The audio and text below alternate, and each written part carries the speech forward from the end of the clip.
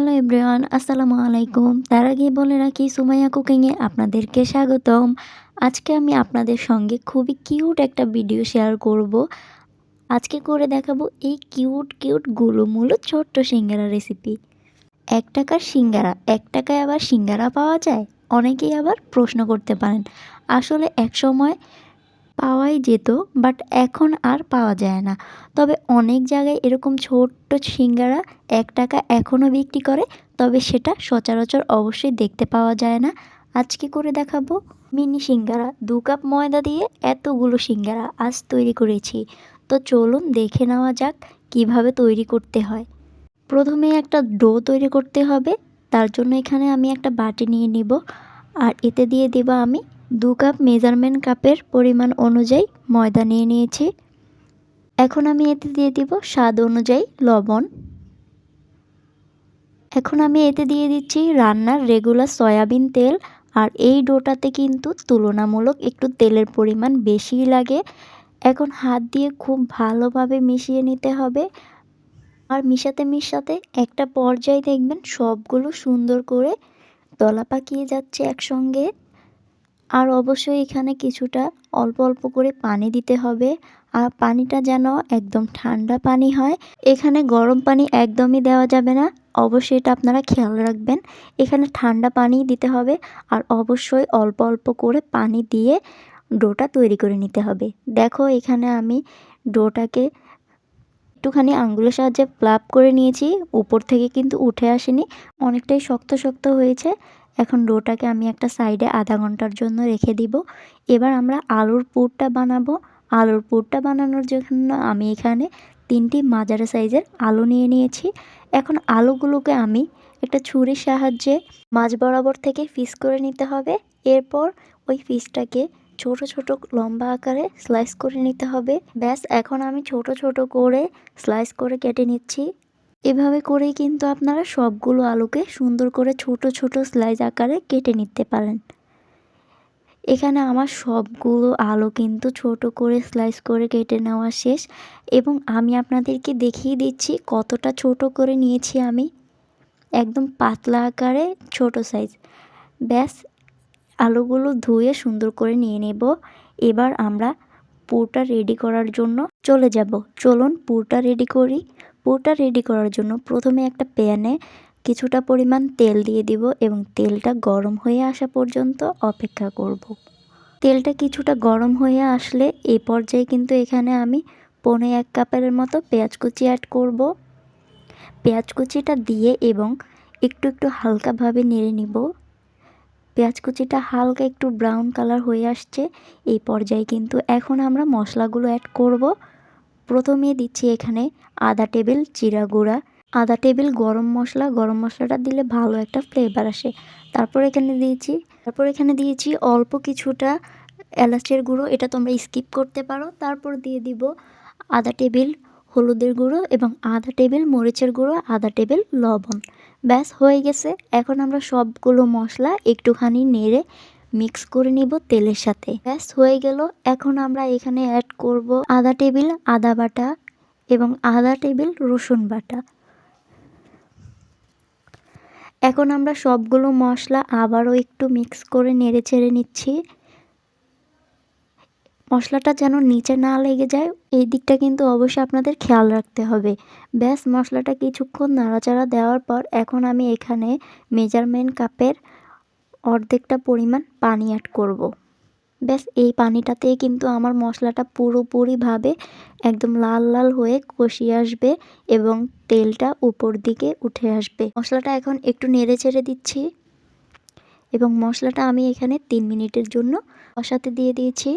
মশলাটা কিন্তু কষিয়ে আসছে। এ পর্যায়ে আমি কেটে রাখা আলুগুলো এখানে দিয়ে দিব।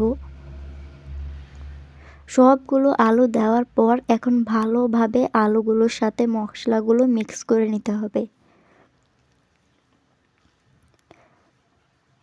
অবশ্যই ভালোভাবে নেড়ে চেড়ে সবগুলো মশলার সাথে আলুগুলো মিক্স করে দিবে। দেখেন আমি কিন্তু সাইড থেকে সবগুলো মশলাকে সাইড থেকে উঠিয়ে নিচ্ছি আর আলুগুলোর সাথে মিক্স করে দিচ্ছি। এভাবে কিন্তু সবগুলো মশলা আপনাদেরকে মিক্স করে দিতে হবে।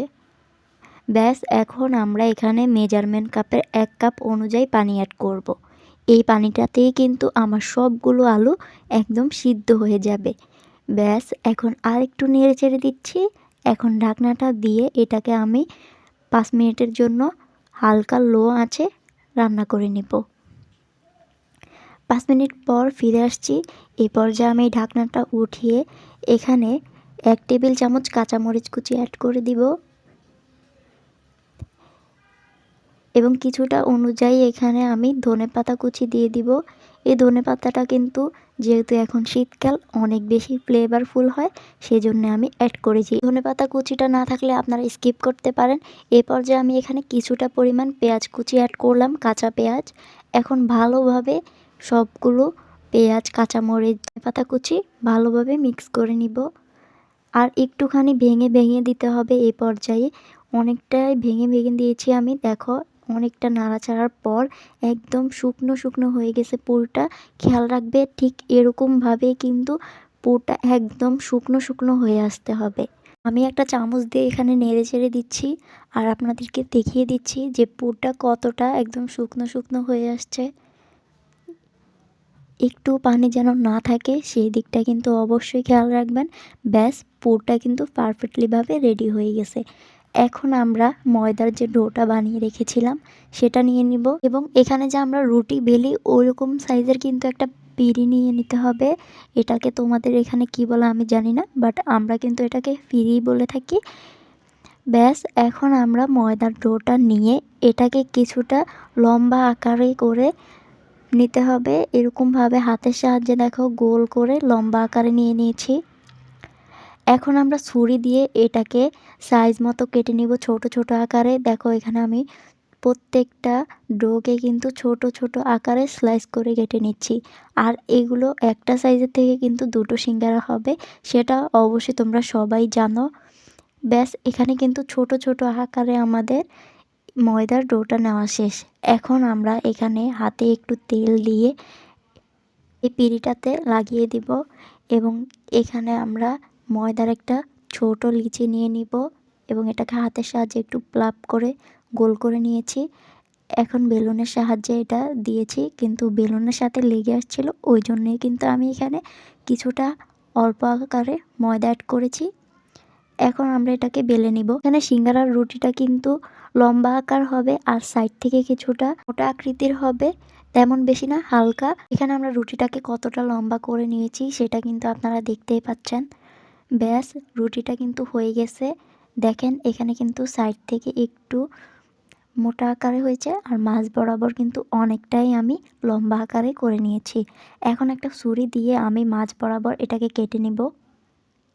এখানে দুটো লিচি কিন্তু হয়ে গেছে। এখন সিঙ্গারাটা বানানো দেখিয়ে দিব আপনাদেরকে। তার জন্য এখানে প্রথমেই আমরা লাগবে একটা ফ্রিজে কিছুটা পরিমাণ পানি এবং একটা লিচি নিয়ে এখানে আমি প্রথমে এই লিচিটার আঙুলের সাহায্যে অল্প কিছুটা পানি নিয়ে সাইডে দিয়ে দিব এবং এটাকে কোণ আকৃতিভাবে কিন্তু নিতে হবে। আপনারা কিন্তু দেখতে পাচ্ছেন আমি কিভাবে কোণ আকৃতিভাবে নিয়েছি। এভাবে কোণ আকৃতিভাবেই কিন্তু নিতে হবে। তারপর এখানে আমরা পুরটা অ্যাড করব। পুরটাকে কিন্তু অবশ্যই একটু চেপে চেপে ভিতরের দিকে পুরটা দিতে হবে। পুরটা কিন্তু আমি চেপে চেপে ভিতরে দিয়ে দিচ্ছি, দেখেন আপনারা। পুরটা কিন্তু আমি চামচের সাহায্যে একদম মিহিন করে দিয়েছি। ব্যাস হয়ে গেছে। এখন আমি আবারও আঙ্গুলে কিছুটা পানি লাগিয়ে সাইড থেকে দিয়ে দিচ্ছি। হালকা একটু পানি কিন্তু সাইড থেকে দিয়ে দিতে হবে এরকমভাবে। এবার আমরা এটাকে মাঝ বরাবর করে এরকম একটা লাগিয়ে নিব এবং সাইড থেকেও সুন্দরভাবে এটাকে লাগিয়ে নিতে হবে। দেখেন আপনারা ভিডিওতে দেখলেই কিন্তু অবশ্যই বুঝতে পারবেন। এবং মাঝ বরাবর থেকে কিছুটা পানি আর দুই সাইড থেকে কিছুটা পানি লাগিয়ে এখন আমরা হাতের সাহায্যে দুটো সাইডকে একসাথে কিন্তু লাগিয়ে নিয়েছি। এখন আমরা একটু ড্যাব ড্যাব করে কোণ আকৃতিভাবে দিয়ে দিব হাতের সাহায্যে। অবশ্যই খেয়াল রাখবে এটা সুন্দরভাবে ড্যাব ড্যাব করে দেওয়ার জন্য। এরকম করেই কিন্তু আমি সবগুলো সিঙ্গারা এখানে তৈরি করে নিয়েছি। এখানে কিন্তু আমি সবগুলো সিঙ্গারা ভাজবো না, এখানে আমি ৮টা সিঙ্গারা ভাজবো। আর বাকি যে সিঙ্গারাগুলো দেখতে পাচ্ছেন সেগুলো কিন্তু আমি ফ্রোজেন করে রাখবো ফ্রিজে। ফ্রোজেনের প্রক্রিয়াটা আমি এখানে আপনাদেরকে বলে দিচ্ছি। এরকমভাবে কিন্তু সিঙ্গারাগুলো উপর থেকে একটা ঢাকনা দিয়ে ১ ঘন্টার মতো ডিপ ফ্রিজে রেখে দিবেন। তারপর ১ ঘন্টা পর সিঙ্গারার প্লেটটা বাহির করবেন ফ্রিজ থেকে এবং সিঙ্গারাটা যখন একদম শক্ত শক্ত থাকবে ওই পর্যায়ে একটা বক্সে নিয়ে কিংবা একটা পলিথিনে নিয়ে সিঙ্গারাগুলো আপনারা আবারও ডিপ ফ্রিজে রেখে দিবেন। ব্যাস, এখন আমরা সিঙ্গারাগুলো ভাজবো। তার জন্য এখানে অনেকটা পরিমাণ কিন্তু তেল দিতে হবে। তুলনামূলক অনেকটা পরিমাণ তেল না দিলে সিঙ্গারাগুলো কিন্তু ভেঙে যাওয়ার সম্ভাবনা থাকবে। আর অবশ্যই খেয়াল রাখতে হবে তেলটা যেন একদম বেশি আকারে গরম না থাকে, তাহলে সিঙ্গারাগুলো পুড়ে যাবে।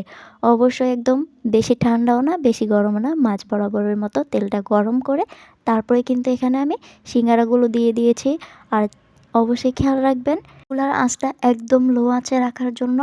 আর এটাকে কিন্তু চুলার আঁচ লো আঁচে রেখে আমি প্রায় ১০ মিনিট ধরে কিন্তু এই সিঙ্গারাগুলো আমি ভেজে নিয়েছি ডুবো তেলে। এভাবে কিন্তু ভেজে নিতে হবে। আর বেশি নাড়াচাড়া অবশ্যই করা যাবে না। একটুখানি হওয়ার পর তারপর হালকাভাবে এটাকে উল্টে পাল্টে কিন্তু সবগুলো সিঙ্গারা ভেজে নিতে হবে। ঠিক এরকম ব্রাউন কালার হয়ে আসছে, সিঙ্গারাগুলো আমার ভাজা হয়ে গেছে। এখন সিঙ্গারাগুলো নেওয়ার জন্য এখানে একটা প্লেটে আমি একটা টিস্যু পেপার দিয়ে দিব। সিঙ্গারার উপরে যে বাড়তি তেলগুলো থাকবে ওই তেলগুলো কিন্তু টিস্যু পেপারটা একদম চুষে নিবে, ওই জন্য কিন্তু টিস্যু পেপারটা দেওয়া। ব্যাস, আমাদের সিঙ্গারাগুলো হয়ে গেছে। এখন আমরা সিঙ্গারাগুলো উঠিয়ে ফেলবো। সবগুলো সিঙ্গারা কিন্তু তেলটা ছাড়িয়ে কিছুক্ষণের জন্য উঠিয়ে নিয়েছি। এবার দেখো সিঙ্গারাটা কতটা পারফেক্টলি এসেছে সেটা কিন্তু আপনারা দেখতেই পাচ্ছেন। এখন আমি এর সঙ্গে পরিবেশন করব টমেটো সস, আর উপর থেকে এখানে আমি কিছুটা পরিমাণ কাঁচামরিচ আর পেঁয়াজ কুচি অ্যাড করে দিব। আর অবশ্যই সিঙ্গারার উপরে আমি কিছুটা পেঁয়াজ কুচি দিয়ে দিব। সিঙ্গারাটা কিন্তু একদম হয়ে গেছে। এইখানে আমি আপনাদেরকে একটা ভেঙে দেখাচ্ছি যে উপরটা কতটা ক্রিস্পি হয়েছে আর ভিতরটা একদম আলুর পুরে ভরা। দেখো কতটা সুন্দর লাগছে, ছোট একদম কিউট কিউট। এই রেসিপিটা দেখলে কিন্তু অবশ্যই দোকানে আর গিয়ে বলতে হবে না যে মামা কয়েকটা সিঙ্গারা দিন। 2 কাপ ময়দা ব্যবহার করেই কিন্তু এতগুলো সিঙ্গারা হয়েছে। এখানে আমার প্রায় 18টার মতো সিঙ্গারা হয়েছে কিন্তু। ব্যাস, এই সিঙ্গারার রেসিপিটা আজকে আপনাদের কাছে কেমন লেগেছে সেটা অবশ্যই আপনারা কমেন্ট বক্সে জানাতে ভুলবেন না। আজকের মতো এখানেই বিদায় নিচ্ছি। আল্লাহ হাফেজ।